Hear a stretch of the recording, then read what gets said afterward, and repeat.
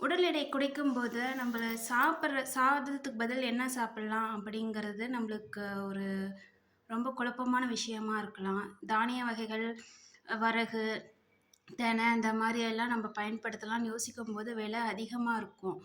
ஆனா, அரிசிக்கு மாற்றா அரிசியோட சுவைக்கு ஒத்து போற மாரி நம்மளுக்கு ஒரு உணவு வேணும் அப்படின்னா, அதுக்கு வந்து நம்ம இந்த உடைச்ச கோதுமைய வந்து நம்ப பயன்படுத்திக்கலாம். உடல் எடை குறைக்கிறதுக்கும் சர்க்கரை நோயாளிகளும் இந்த உடைச்ச கோதுமை சாதத்த சாப்பிடும்போது அதிக பயன் பெறலாம்.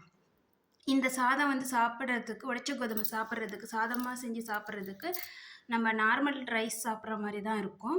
இது வந்து இந்த சாதம் கோதுமை சாதம் வந்து அனைத்து வகையான சைவ, அசைவ உணவு அனைத்துக்குமே பொருந்தக்கூடியதா இருக்கும்.